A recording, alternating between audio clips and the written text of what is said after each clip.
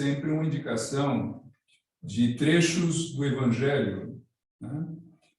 Que são o que nós chamamos de perícopes.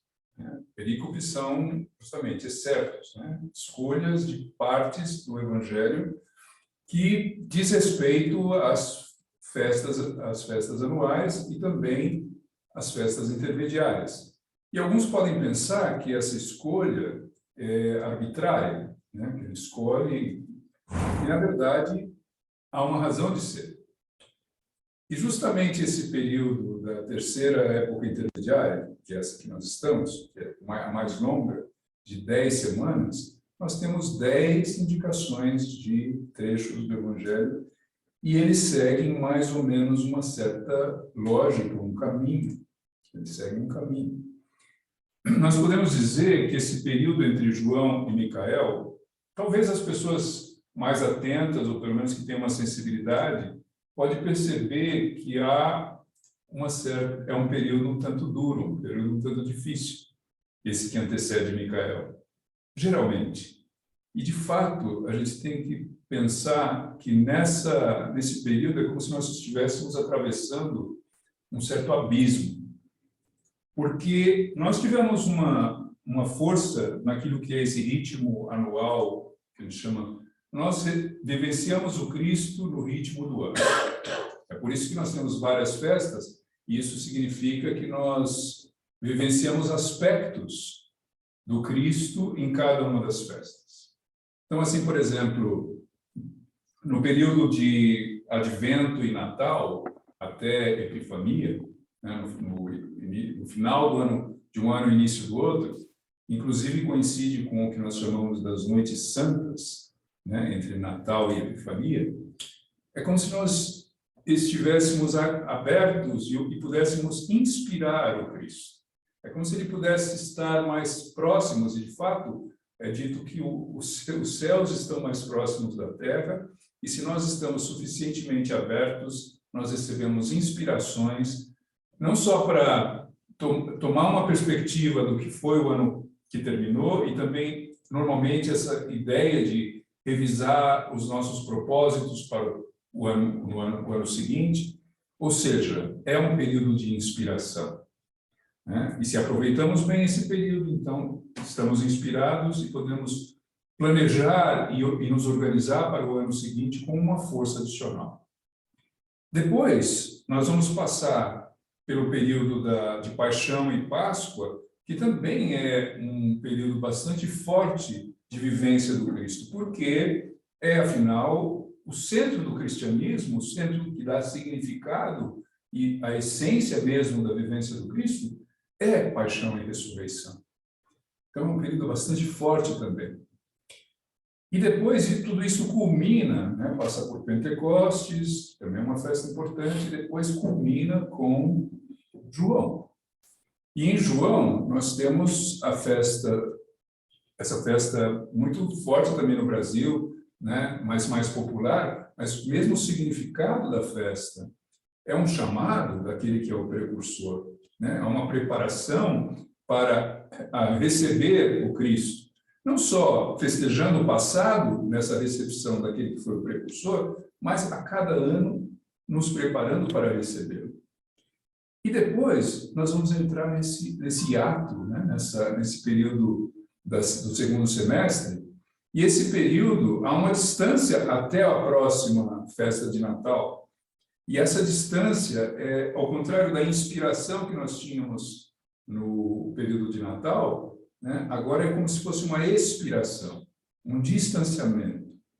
E essa vivência, para quem está mais sensibilizado com esse respirar do Cristo anual, muitas vezes é vivenciado com uma certa dificuldade.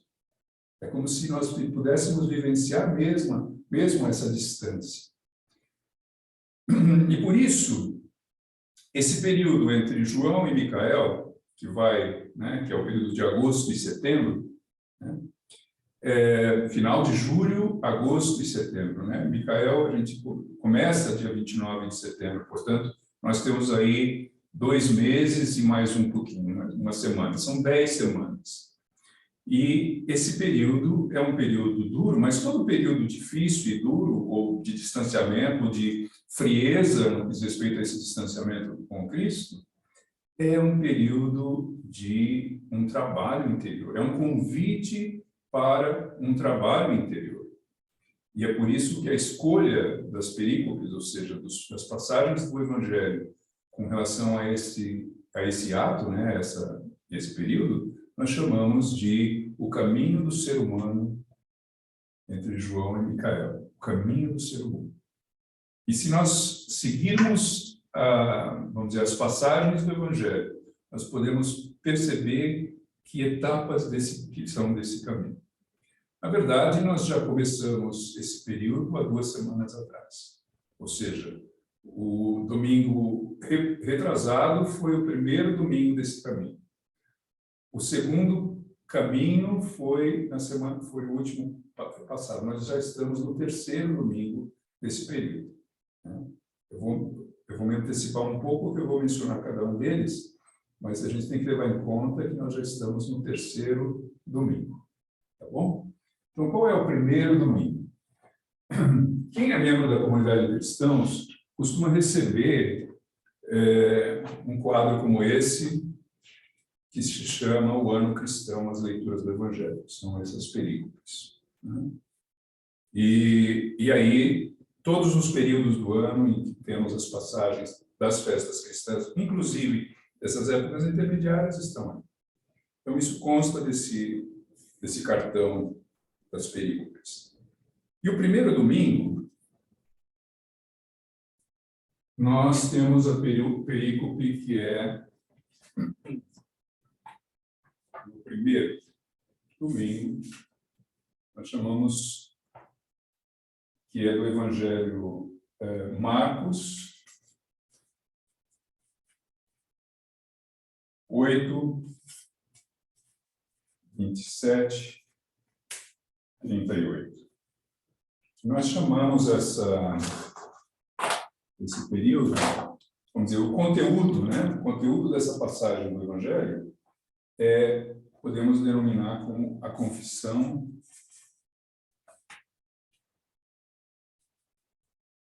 de Pedro. Confissão de Pedro. O que é a confissão de Pedro? Essa passagem diz respeito à pergunta que Jesus faz aos apóstolos, aos discípulos. Ele pergunta: que dizem, né? Que diz o povo, quem sou eu? Quem eles dizem que eu sou? Quem sou eu? Uns dizem que é um profeta, que é o Elias, né? Que é o Batista, que é, enfim. Bem, e vocês, os apóstolos, quem sou eu para vocês? E Pedro diz: mas tu eres o Cristo, tu eres o Messias. Ou seja, essa é a confissão de Pedro. Ele reconhece Cristo como Messias. E logo depois, Cristo fala, mas não falem para os outros, não falem, não distribuam essa mensagem para todos, porque eu vou ter que passar o caminho, morrer e ressuscitar. E é claro que eles não compreendem isso, e Pedro tampouco. E aí ele fala, puxa o Cristo para o lado e diz: não fale essas coisas, não trate disso, isso não pode ser, isso não vai acontecer. Isso já é uma oscilação dessa força do Pedro, que no momento o reconhece, e no segundo momento é quase como se o renegasse. Tanto é que ele fala: te afasta de mim, Satanás. Um tanto forte. Por quê? Porque não é o Pedro que está se manifestando ali, é como se ele abrisse na sua alma um espaço para outro. Então, essa oscilação desse reconhecimento, ora reconhece e depois se escorrega nessa fé e nessa confiança, ou nessa incompreensão, é o que nós chamamos, então, da confissão de Pedro. Mas a gente sempre lê o Evangelho não com relação ao momento histórico e o significado daquilo que ocorreu, mas sempre com relação a nós, porque nós sempre revivemos e trazemos para a nossa realidade, para a nossa vida individual, o que é esse conteúdo, né, ou esse significado.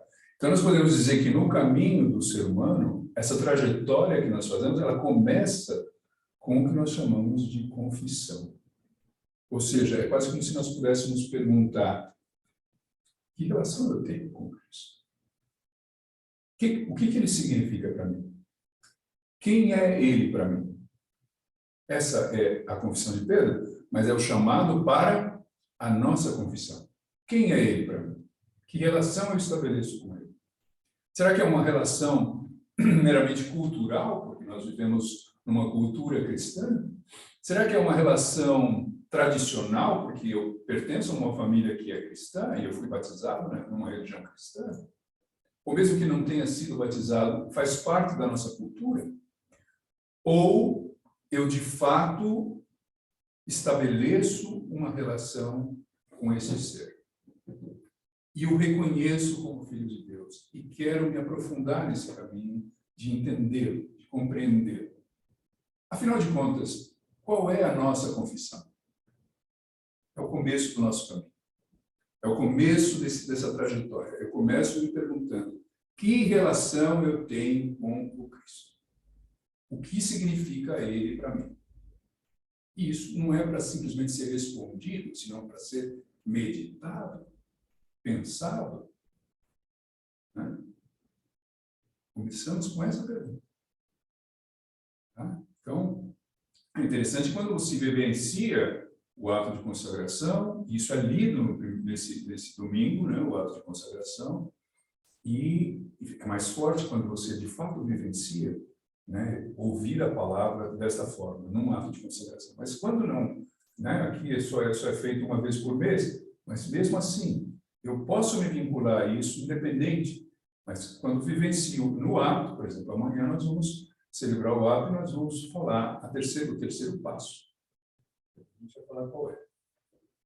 Tudo bem? Então, a gente começa essa trajetória, que normalmente no ano é uma trajetória difícil, essa entre João e Micael, com essa pergunta: quem é o Cristo para mim? O que significa ele na minha vida? Qual é a minha confissão com relação a ele? Certo? E aí, na semana passada foi, vamos dizer, o segundo domingo dessa trajetória, e aí nós temos a segunda perícope, que é Mateus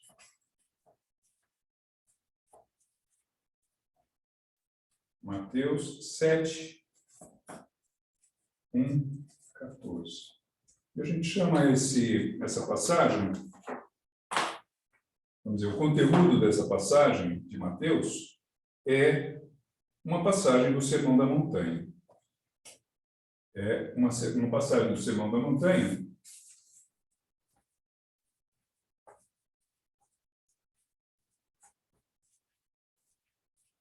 mas é um exceto, porque o Sermão da Montanha está composto de 3 capítulos de Mateus, que é o 5, 6 e o 7.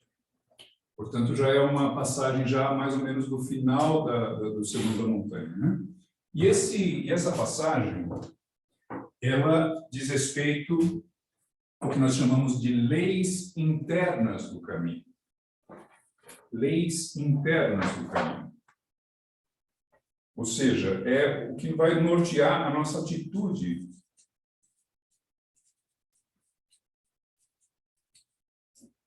É o que vai nortear a nossa atitude nesse caminho. Ela começa com uma pergunta: quem é o Cristo para mim?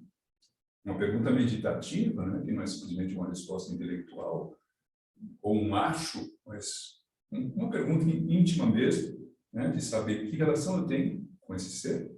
E depois, lendo o Sermão da Montanha nessa passagem, 7, 1, 14, mais para o final do Sermão da Montanha, a gente tem que entender também que o Sermão da Montanha é um conteúdo do que nós poderíamos chamar mais genericamente a ética cristã, o ensinamento moral cristão. Porque ele está no lugar daquilo que no Velho Testamento seriam os 10 mandamentos. Então, o Cristo fala, eu não vim para abolir a lei, eu não vim para abolir os 10 mandamentos. Eu vim para fazer valer, porque até então, muitas vezes, a questão de acreditar em certas, nos mandamentos, na lei escrita, significa não vivenciar propriamente, mas simplesmente obedecer cegamente aquilo que está escrito, sem pensar. E, na verdade, o Cristo vem para realizar essa lei, no sentido de, bem, é dito não matarás, mas será que se você tem ódio, será que você já não mata interiormente? Quer dizer, não adianta você obedecer simplesmente à lei, né, cegamente naquilo que está escrito, se você não faz um autoexame. E a questão aqui é um autoexame. Por isso que é dito que, vamos dizer, o Sermão da Montanha são ensinamentos da vivência moral daquilo que antes se tornou já lei escrita, mas uma lei dura e externa. É uma internalização da lei, digamos. Né? Porque você pode seguir a lei de uma forma hipócrita. E aqui é a realização verdadeira das lições, né? A vivência delas. Né? E dentre essas, né, por exemplo, nesse trecho, né, mais no final do Sermão da Montanha, né, é aquele que fala, vamos dizer, de não julgar, né, aquela coisa de você não perceber o cisco no olho, ver o cisco no olho do outro e não ver a trave no próprio olho, ou seja, uma hipocrisia num julgamento, quer dizer, quem somos nós para julgar? Muitas vezes o convite é de se fazer um autoexame, de perceber, né? Você quer tirar o cisco do olho do outro? Tira primeiro a sua trave do olho. Ou seja, faz um trabalho interior de autoconhecimento, de percepção do que em si precisa ser mudado, em vez de ficar olhando para o que no outro é errado. Né? Tudo bem, é um ensinamento dessa moral, mas no sentido da verdade moral. E, sobretudo, o convite, o caminho do ser humano nessa passagem é um caminho de autoexame e de autoconsciência. Né? E aí a atitude, então, agora é uma atitude de autoexame e de autoconsciência. Certo? E ele termina com as falas, né? Peçam-lhes e será dado, procure e encontrarás, bata e a porta se abrirá. Ou seja, por um lado, uma atitude de autoexame e de não ficar julgando sem capacidade, aliás, não julgar. Essa talvez seja a maior lição, não julgar ninguém. Ou seja, buscar autoconhecer-se, né? E nessa busca de autoconhecimento, né, ter essa relação com o divino que é de confiança, de que eu posso pedir porque ele não vai negar, assim como nós não negamos um pedido de um filho. Então, é mais ou menos esse conteúdo como uma forma, como uma atitude que nos acompanha. Veja, não é aquilo que vai ser meditado só nesse segundo domingo, é uma atitude que nós queremos carregar durante todo esse período. E é uma coisa de autoexame, por um lado, e de confiança por outro. Certo? E aí o terceiro, que já é, vamos dizer, o que nós vamos ler amanhã, no ato de amanhã, né? No terceiro domingo, nós chamamos, aqui seria Lucas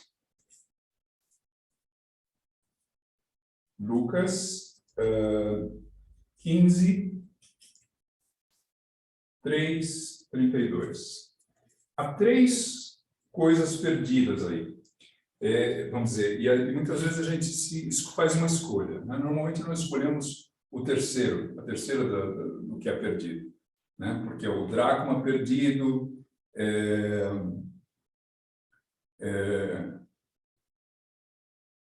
como que é?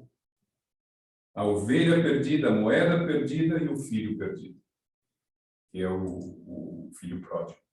E normalmente nós escolhemos o filho pródigo, que é mais forte, né? Porque aí envolve justamente o espelho do ser humano, daquilo que se perde, daquele que se perde. Na verdade, todos nós nos perdemos na medida em que nos separamos do ser divino. Estando na Terra, nós somos como essa ovelha perdida, como esse ser, como esse filho perdido. Esse que vai para o mundo esbanjar. E, de certa forma, também nós esbanjamos esse mundo em que vivemos, né? Haja visto essa situação do planeta, né? Como nós esbanjamos o planeta. Então, toda a riqueza que nós recebemos, nós esbanjamos. Sem dar-se conta, ou quando começa a dar-se conta, aí percebe o estado de miséria que muitas vezes se constitui. É o caso do filho, né? Ele sai e esbanja toda a riqueza do pai, e quando ele percebe que está lá e mal consegue comer nem mesmo aquilo que dão para os porcos, ele percebe. Antes, se eu tivesse ficado, se eu fosse tratado como um empregado lá na casa do meu pai, estaria melhor do que eu estou agora. Aí é o cair-se em si. Só que esse cair-se em si, ele subestima esse amor do pai. Ele subestima, ele quer ser tratado como um empregado, né? Que isso já estaria muito melhor do que ele está vivendo agora. Ele se sente culpado e não se sente merecedor e digno de receber de volta o amor do pai, tal como tinha antes. E quando ele volta, o que acontece? O pai o recebe e faz uma festa. Recebe com todo o amor. Aliás, ele já está no caminho, como se ele o tivesse acompanhado todo o tempo. Então, vivenciar nesse terceiro domingo o filho pródigo é vivenciar, primeiro, o fato de que todos nós somos filhos pródigos. Nós prodigalizamos no sentido de que esbanjamos o planeta, mas também esbanjamos muitas vezes a nossa vida, né?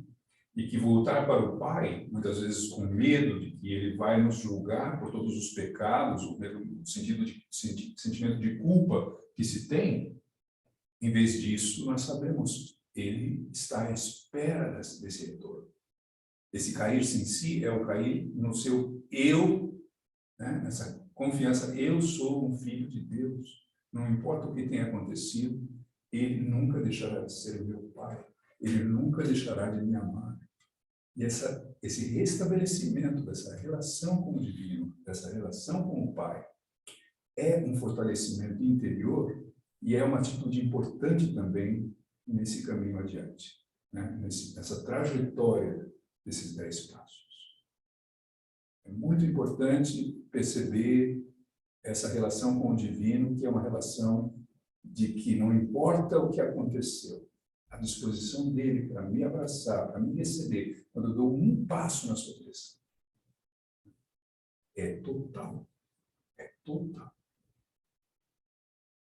Então, nós passamos pela confissão, nós passamos pela atitude moral interior, e agora essa confiança no Pai, esse restabelecimento da relação com o Pai, sem culpa, mas também com um empenho, né, de buscar, de seguir no caminho da sua direção.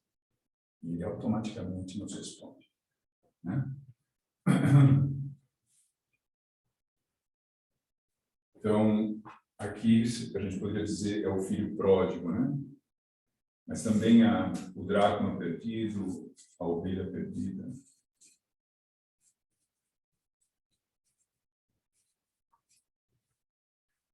O quarto ponto, o quarto passo, o quarto domingo, é Lucas 9, 17.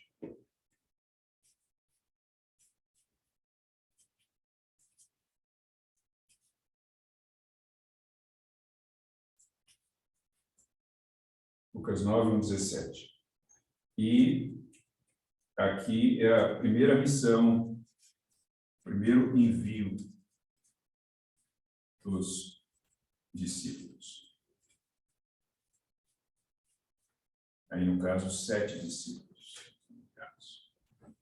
O envio dos 7. Ele escolhe entre seus discípulos 7 e os envia. Eles já vivenciaram Jesus suficientemente para que agora eles possam seguir e fazer curas e atender às necessidades das pessoas, né? E E o ensinamento é: vá e não leve nada. Não leve alforja, não leve calçado, não leve nada. Não leve roupa adicional. Né? E na primeira casa que vocês entrarem, ali fiquem. Não é para ficar especulando se essa casa, uma outra casa pode ser mais confortável do que essa que eu entrei. Né? Esse envio o envio é para você estar onde você foi enviado, onde o destino te levou. E ali você fica, porque ali tem uma missão, ali tem uma tarefa. E vai ser dada pelas condições em que forem colocadas ali. Ali, as suas necessidades serão atendidas. Você terá comida, você terá onde dormir, né? E as condições do povo, as condições daquela comunidade, os chamados, os doentes, eles vão se apresentar naturalmente, porque a sua tarefa é servir. A sua tarefa, como enviado, é servir. Se a gente está na nossa trajetória, chegou o momento de perceber qual é a nossa missão. Todos nós somos enviados. Todos nós, na nossa condição humana na Terra, somos enviados. Para onde somos enviados? Para esta família, não outra, para esta família. Para esta condição social, para esta comunidade, para este povo, para as condições gerais daqueles que estão ao nosso redor. Então, todos nós somos enviados. Nós vamos buscar outra condição, outra família, outra circunstância. A nossa missão está ali. E qual é ela? Servir. Servir para as necessidades que são colocadas diariamente nessa condição. Então, o chamado aqui é o primeiro envio. Depois a gente vai ver que tem um segundo envio. Mas o primeiro envio, ele é das circunstâncias, digamos, dadas na minha existência. E elas são dadas, na verdade, desde que eu nasci, porque ali já se determinou mais ou menos a minha condição. É claro que a gente sabe que a gente vive uma época em que muitas vezes a gente se emancipa de certas condições. Isso não significa uma certa condescendência, uma certa, digamos, resignação em manter-se sem lutar, sem vencer batalhas. Mas aí mesmo a questão das batalhas que nos são dadas, as questões, as dificuldades que nos são dadas, né, são justamente o trabalho que é dado para vencer obstáculos interiores. Então, de certa forma, a missão também já é dada, às vezes até pelas dificuldades que são colocadas nessa condição né, de nascimento, ou mesmo social, enfim. Então, a missão é dada pela circunstância. A gente pode até, às vezes, biograficamente, se perguntar na nossa trajetória que elementos foram dados aí de pronto que e de alguma forma pertencem a nós, porque foi o nosso processo, a nossa batalha. Então, nós todos somos enviados. Aqui a meditação é: o que é o meu envio? Em que circunstâncias eu fui enviado? E o que eu fiz com ele, o que estou fazendo com ele? Certo? São várias perguntas difíceis que nós nos colocamos aí. Mas não há trabalho de iniciação, não há caminho que não se constitua em perguntas fundamentais que nós nos colocamos. Nós nos colocamos aí. Tá certo?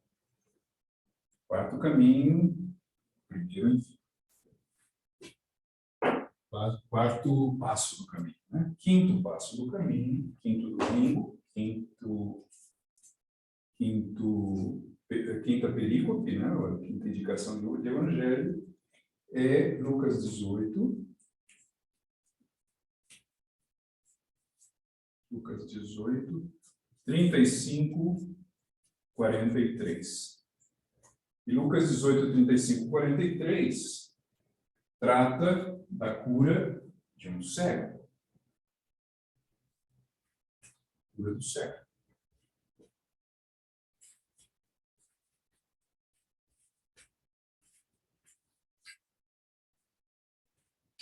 Quando a gente tem uma cura no Evangelho, e há muitas curas, e variam conforme qual é a doença do doente, isso é um convite para que olhemos para nós mesmos, porque a doença que está sendo curada lá é indicativa daquilo que em nós precisa ser curado. Ora, isso foi a cura de um cego, eu não sou cego. E a pergunta é, até que ponto não somos cegos? Porque aqui, embora lá fale de uma cegueira física, né, do olho físico, o sentido profundo da cura não é uma cegueira física, é uma cegueira espiritual. Então a pergunta aqui é, o que eu não estou vendo? O que eu não estou vendo? Ou o que eu preciso ver? Ou como eu posso desenvolver uma visão que não é meramente uma visão física, mas é uma visão espiritual. Como eu posso desenvolver a minha visão espiritual? Como eu posso enxergar aquilo que no olhar comum é invisível? Não se trata de desenvolver qualquer tipo de clarividência. Fala que muitos dos clarividentes, eles veem aquilo que os outros não veem. É claro que há um processo também de desenvolver uma nova clarividência. Toda a ciência espiritual, a antroposofia, tem esse propósito, desenvolver uma capacidade de ver o que normalmente não se vê. Mas aqui a pergunta é mais existencial. Ela é espiritual, mas é existencial. O que eu não estou vendo na minha vida no sentido espiritual? O que eu não estou vendo? Essa é a pergunta. E aí, para cada uma delas, nós temos uma semana para meditar. E essa semana significa, eu posso levar para o sono essa pergunta. Posso levar para o sono e carrego essa pergunta durante todos os dias da semana. E nesse carregar durante todos os dias da semana, eu tenho condições, quem sabe, de receber uma intuição. Quem sabe, de ter uma visão. Ter uma imagem que me vem, às vezes, por meio de sonho, ou por uma intuição quando estou realmente desperto, né, com uma lampadinha que me dá a indicação daquilo que está evidente por muitos aspectos na minha vida e que até então eu não estava enxergando. E quem sabe eu posso enxergar. Esse é o quinto passo do caminho.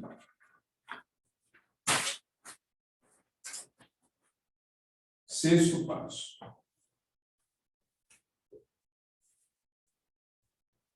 E no sexto passo nós temos Marcos 7, 31, 37, que é a cura do surdo-mudo.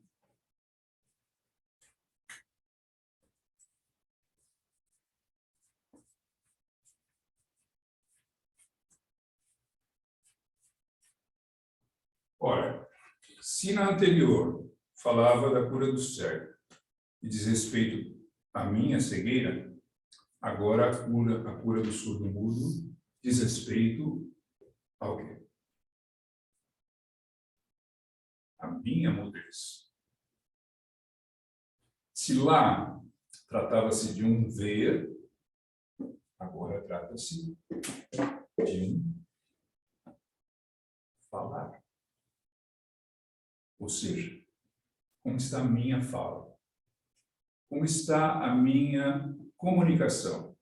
Como está a minha expressão? Como está, é claro que o surdo-mudo envolve também o escutar. Ou seja, nós estamos vivendo uma época muito difícil nesse aspecto, porque há uma espécie de cacofonia de falas que não se encontram, em que não há entendimento entre as pessoas, porque a fala comunica algo que o outro não entende, né? E muitas vezes a resposta é ofensiva, há um desencontro por conta de opiniões. Então, nós falamos, a verdadeira fala, a fala espiritual, no caso, é a expressão da verdade, não da injúria, não de fake news, não não dessa comunicação cacofônica em que as pessoas não se entendem. É a comunicação da verdade. Então, a expressão da verdade, isso não é só a fala, vocal, mas também a escrita, mas também, ou seja, todo tipo de comunicação, mas o sentido é a palavra verdadeira, a palavra que diz a verdade. Então, essa meditação, para nós, é importante, e eu creio que no momento que nós estamos vivendo hoje, ela é crucial, porque ela envolve justamente esse sentido, de que eu não entro numa onda, de levar adiante coisas que eu recebi e que não meditei sobre elas. Eu não entro numa onda de receber também uma avalanche de coisas que, na verdade, eu não consigo nem processar. Trata-se de uma busca no sentido de qual é a palavra certa. E muitas vezes trata-se também de um calar-se quando essa palavra não veio. Uma coisa muito difícil também. Calar-se. Bem, se é para falar coisas que não têm sentido e que podem ser até prejudiciais, é melhor que eu me cale. Até que eu tenha segurança daquilo que eu estou falando e que essa seja uma palavra de amor, de compaixão, de entendimento, de expressão de verdade, de ajuda, seja lá qual for, mas é uma palavra que tem um efeito, e toda palavra tem efeito. Toda palavra tem efeito. Qual é a minha palavra?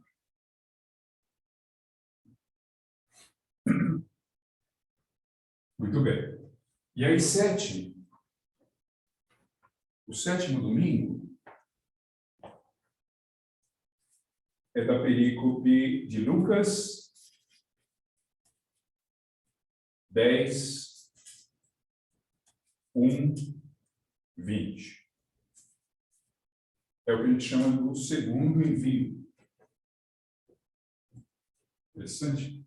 Quando a gente lê o Lucas, nesse segundo envio, a gente vê que as indicações são muito semelhantes ao primeiro. O envio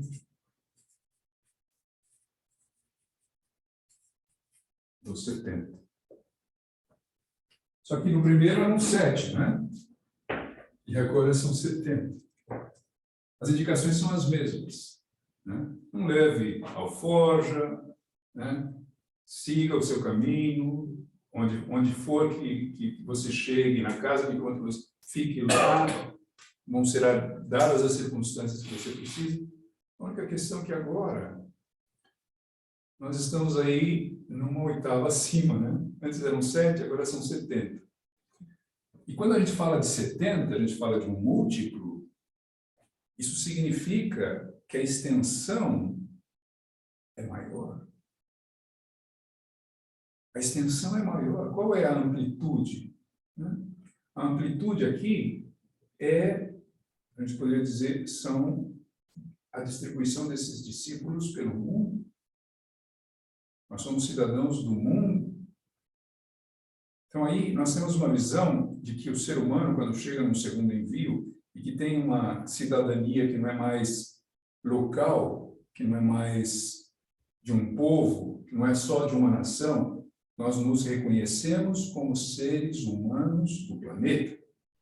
Nós nos reconhecemos como cidadãos do mundo, como seres cosmopolitas, em que não há essa coisa, da raça, do nacionalismo, dos ismos. Nós somos e reconhecemos as pessoas, independente de onde elas vêm, qual é a sua nação, qual é a nossa nação? Nossa nação é a humanidade, é o planeta. Então, aqui nós temos uma visão do ser humano que se emancipa dos seus ismos e das suas particularidades. Esse envio é o envio com uma visão de mundo, de que o que acontece do outro lado do planeta me diz respeito, porque diz respeito à humanidade, eu sou filho dessa humanidade. Então, o 70 já nos indica aí um múltiplo, e é o múltiplo né, diz respeito a nós somos enviados para o mundo. Nós somos enviados para o mundo, para o planeta. E temos uma corresponsabilidade neste planeta. Temos uma corresponsabilidade. Então, o que é o segundo envio em comparação com o primeiro? Eu estou ali cuidando no primeiro das circunstâncias imediatas, né, dos chamados imediatos. E é claro que é legítimo e é necessário. São necessidades que são ligadas ali, né, no cotidiano. E se eu estou pronto para atender, seja lá o que for que aconteça nesse contexto. Mas aqui eu já não sou só enviado para esse pequeno contexto. Eu sou enviado para o grande contexto. Eu sou cidadão do mundo. E eu medito aí sobre a condição do mundo e o que eu estou fazendo para o mundo. Qual é a minha corresponsabilidade no que está acontecendo, não só nas circunstâncias imediatas e próximas, mas no planeta, né? Na humanidade.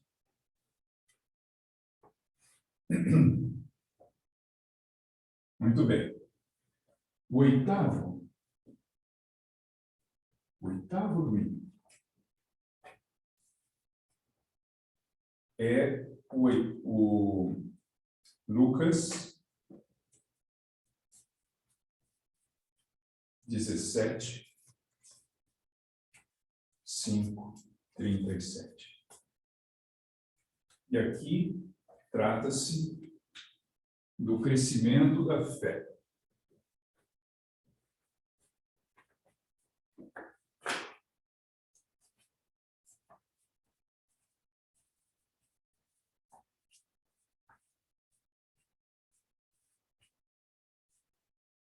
Crescimento da fé. Aqui, os discípulos perguntam a Jesus, ou pedem a ele, Jesus, aumenta a nossa fé. Aumenta a nossa fé. E Jesus não responde de imediato, mas conta uma parábola que muitas vezes não é compreendida, porque diz respeito àquele servo que sai para... É um campesino, né? Um camponês que vai para a lavoura e passa o dia todo trabalhando, e quando volta, né, ele não vai encontrar o mestre com a mesa posta, né, e para ele sentar e se servir. Ele primeiro fala, vai e faz a comida do mestre, serve o mestre, e depois você se serve. Ou seja, ele já está cansado, ele já está... né, e chega, então agora ele tem que preparar a comida do mestre e servir o mestre antes de servir-se. E muitas vezes a visão é, bem, esse mestre é um carrasco, né? Porque o cara já trabalhou o tempo todo e agora ele tem ainda que servir o mestre. Então é a questão do servo e do escravo. Uma interpretação totalmente equivocada, porque é uma parábola. E quem é o mestre? O mestre é Jesus. Então, se tratava-se qual a relação que ele estabelece disso com a fé? O que se estabelece com a fé é de que a tarefa de aumentar a fé não é do Cristo, é nossa. Quem é responsável para que eu aumente a minha fé não é ele, sou eu. A disposição dele é total. É total. Só que não adianta ter uma disposição total se eu não tenho uma disposição de me entregar a essa totalidade. Ele está totalmente à disposição. A questão é que eu não estou. E se eu não estou, quem é responsável por isso? Eu. Eu sou responsável por isso. Portanto, qual é a forma que eu posso ter para aumentar a minha fé? É a minha disposição de estar com Ele. E como que eu estou com Ele? Como que eu sirvo a Ele antes de servir? Através de orações, através de meditações, através de encontro, através de leitura, né, de evangelho, através de me aproximar pelo meu interesse por Ele. Então, eu sou responsável por essa aproximação, porque a disposição dele é total. Total. Eu é que preciso servi-lo no sentido de que eu oro por ele, eu estou com ele, eu o busco. Né? E aí sim, aí eu aumento a minha fé. Eu sou responsável por isso, não ele.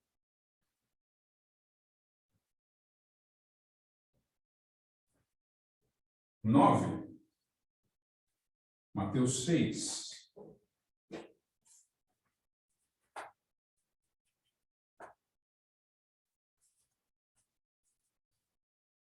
6:13 e 34. E aí, é novamente uma passagem do Sermão da Montanha. Interessante que no começo era uma passagem do final do sermão, e agora é uma passagem do meio, porque começa no capítulo 5, né? Então, é o Sermão da Montanha, mas que passagem é essa do Sermão da Montanha?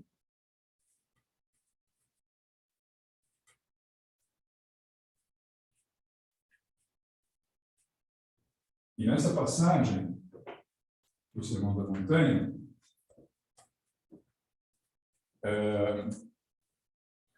é aquela que fala de não juntar tesouro na terra, mas no céu. E não servir a dois senhores. E a confiança que nós temos de não nos enchermos de preocupações, que é aquela chamada do olhai os lírios do campo.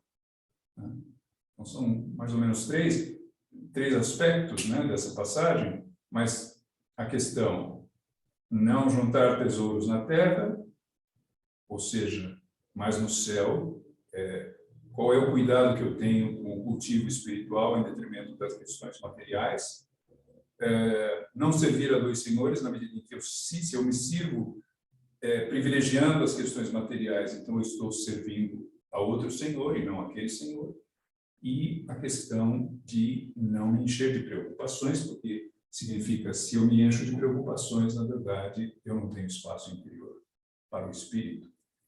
Né? A gente fala, eu estou sempre no ontem, né, pelo que eu fiz errado, ou no amanhã, por aquilo que são obrigações ou chamados, ou talvez medo daquilo que pode dar errado. Eu não estou no presente, eu não estou aqui agora, portanto, eu não estou em condições de trabalhar o espírito em mim. Porque todo trabalho espiritual é um trabalho no momento presente. E o chamado lá é olhai os lírios do campo. Olha como tem aí uma veste tão maravilhosa, sem precisar se preocupar com isso, porque isso é dado naturalmente. Né? E aí muitos podem interpretar isso como uma espécie de, uma visão, digamos, sobretudo para aquilo que se desenvolveu no protestantismo, né? Quando Weber fala, né, de que criou-se toda uma ética do trabalho, uma ética do fazer, uma ética do produzir, e acabou se manifestando de uma forma exacerbada esse aspecto do fazer e do produzir e do econômico e do Estado, né? Quer dizer, a moral do fazer. Não significa que nós vamos aqui entrar num aspecto do não fazer, do não preocupar-se, mas também não agir, e não trabalhar, e não construir. Não se trata disso. Aqui não é a questão da negação do material. Aqui é, eu não estou sujeito e determinado pelo material. O material é uma circunstância que eu trabalho, que eu transformo, mas o centro da minha atuação é interior, é espiritual, e decorre disso, né, aquilo que eu aplico, sim, no trabalho material. O material é decorrente, mas não é o centro da minha vida. Não é simplesmente uma atitude assim, eu não preciso me preocupar com nada, porque tudo me será dado, então isso significa que eu não preciso trabalhar. Não é isso. A questão é, a quem eu realmente sirvo significa o que eu tenho como centro da minha vida. E se o centro é o aspecto material, não há espaço para o espiritual, que sempre é vivenciado no presente. Então, todo o elemento aqui do Sermão da Montanha é já esse aspecto, né, da atitude e, sobretudo, a quem eu sirvo, afinal. A Deus ou a mamão? A Deus ou ao dinheiro?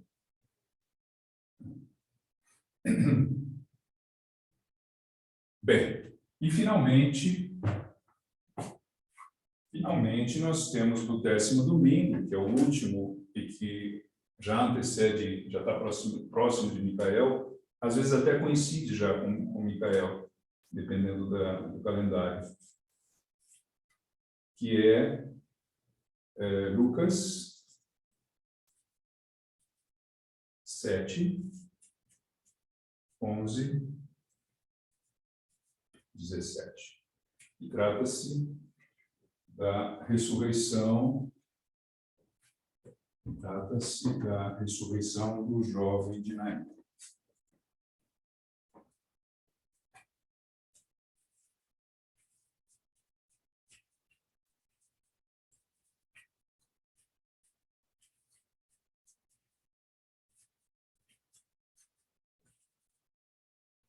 Ressurreição do jovem de Naim.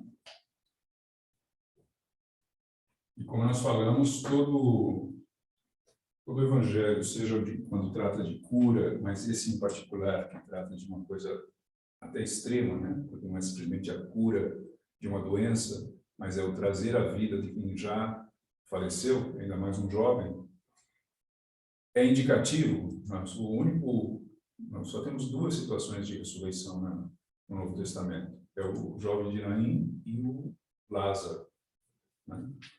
E no Lázaro trata-se de uma iniciação, porque trata-se, na verdade, da preparação do discípulo amado, que é o João Evangelista. E aqui, esse jovem de Naim é, na verdade, indicativo daquele que é o ser humano novo, o novo ser humano. A ressurreição do jovem de Naim é indicativo daquele jovem ser humano que ainda está para se desenvolver. Ou seja, nós fizemos toda uma trajetória que é a preparação do ser humano, de nós mesmos como seres humanos. Isso significa que se nós fizermos um caminho suficientemente forte, meditativamente falando, significa que nós estamos preparados para ser esse homem novo, para ser este ser humano novo, né? Nós estamos preparados para sermos... veja, o caminho vai de João a Micael. E Micael quem é? Micael é o arcanjo regente da nossa época, no sentido de que é o espírito da época, aquele que vem como já um ser que carrega conosco uma batalha e nos convida a sermos guerreiros dele. Somos guerreiros de Micael.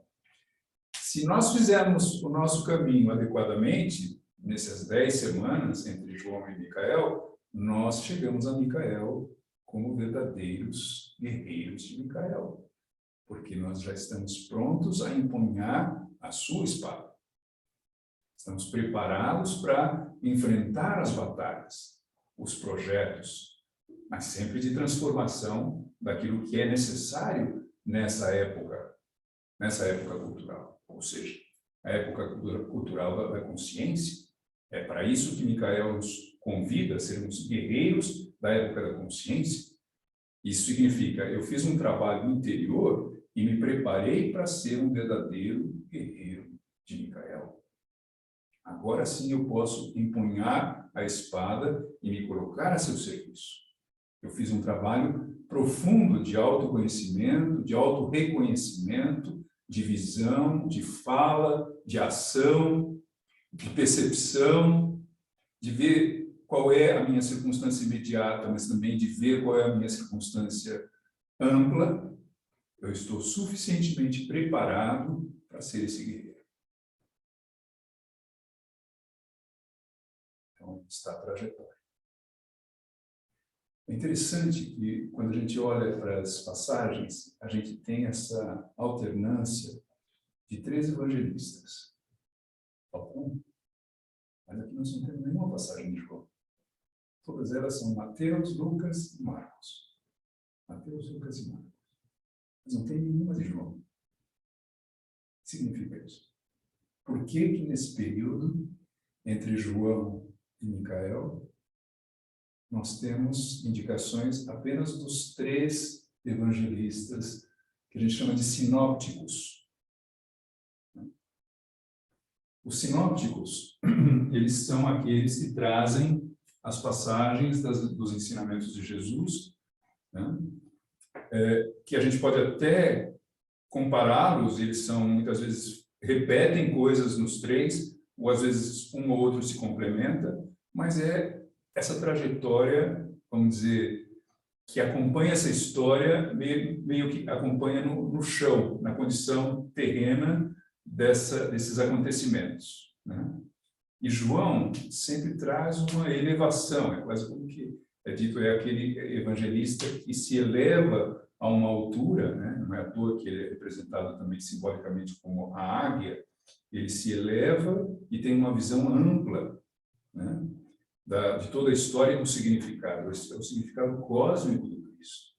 A gente poderia dizer, mesmo também na relação com Lázaro e o evangelista, né? Que é o próprio evangelista João, que ele tem uma proximidade com o Cristo, que é o discípulo amado. E não significa que Jesus não ama os outros, significa que este alcançou um patamar, um nível de relação com ele, de iniciado, que já penetra na profundidade do significado. Por isso que ele pode escrever um evangelho a partir dessa elevação, né?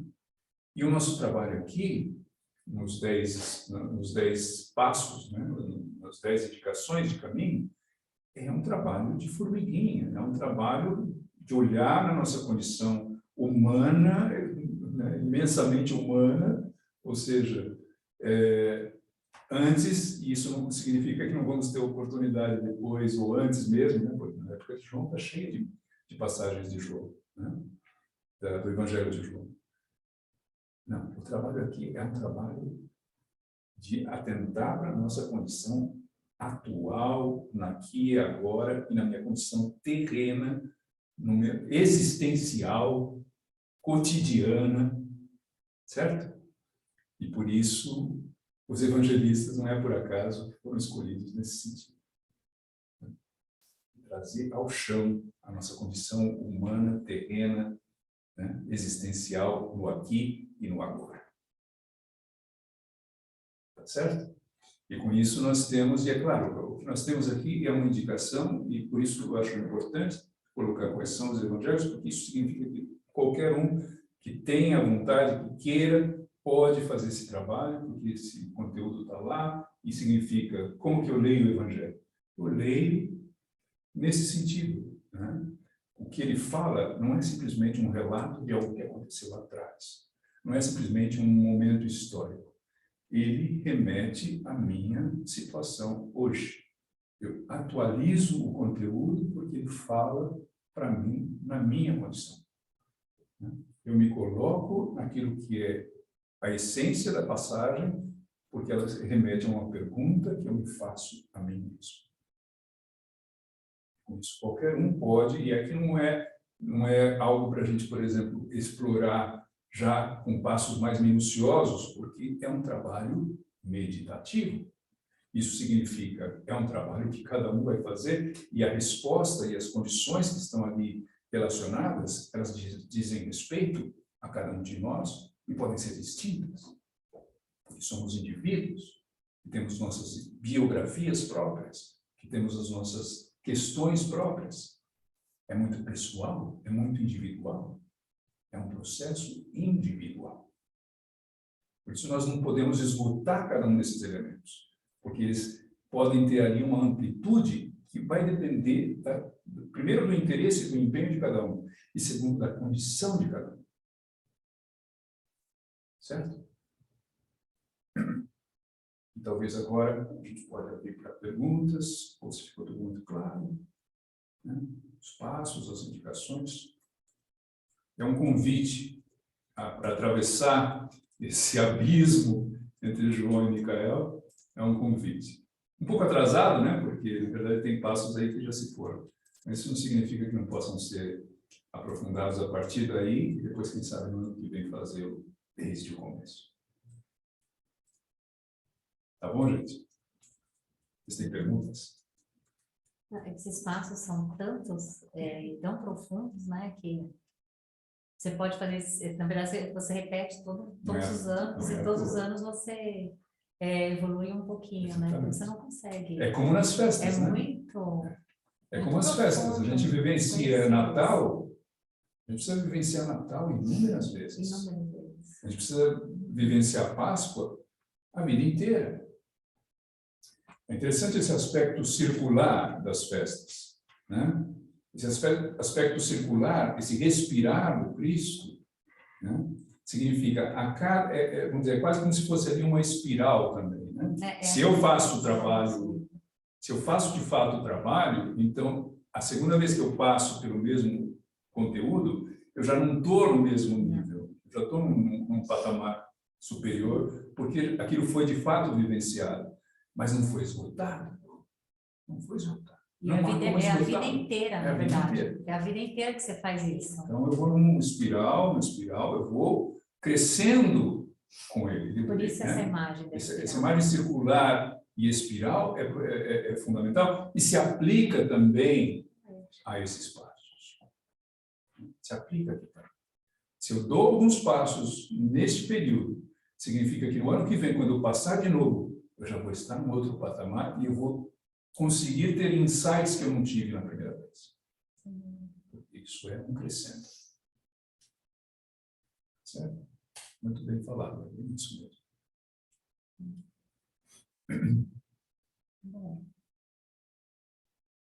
Mais alguma coisa? Talvez alguém de lá tenha alguma pergunta? Por enquanto, nada ainda não. Não? No chat, nada. Tem agradecimento da Beth. Muito bom, Carlos. Gratidão pelas explicações. Muito obrigado. Obrigado, Beth. Então tá, gente. Se não há perguntas aqui nem lá, então podemos encerrar por hoje.